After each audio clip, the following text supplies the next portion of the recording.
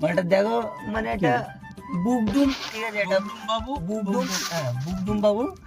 তো বুকডুম বাবুকে যতটা সাদা সিধে দেখায় গাইস, তো মালটা ততটা সাদা সিধে না। কারণ মালটা কলকাতায় গাড়ি চালায়, তাও আর বাইক নিয়ে র্যাপিডো। আবার বলছে প্যাসেঞ্জার পিছনে ওঠে আমি বসিয়ে দিয়ে আসি, তার মানে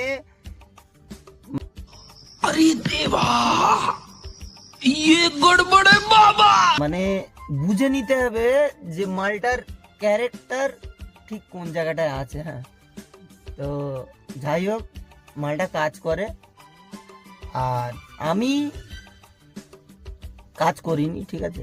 আমি টুকটাক ইত্যার কাছ থেকে লে চলে যায়, কি করবো আর, শরীর পারে না। শরীর না পারলে কি করবে বলো। দেখো ভাই, তোমার শরীর ভালো, আমার শরীর খারাপ। আচ্ছা, তুমি কাজ করো, আমার পয়সা দাও, আমি খরচা করি, নাকি? তো এইটাই ভালো তো নাকি গাই? ভালো। হ্যাঁ ভালো। তো যাই হোক, অনেক ভালো লাগলো, ধন্যবাদ আপনার সাথে কথা বলে। ধন্যবাদ। আপনি ভালো থাকেন, ভালো থাকি, আবার পরে দেখা হবে।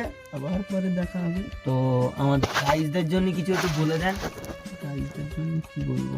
ওই যে, হ্যাঁ, শেয়ার, আচ্ছা। কমেন্ট, আচ্ছা সাবস্ক্রাইব আচ্ছা করবেন।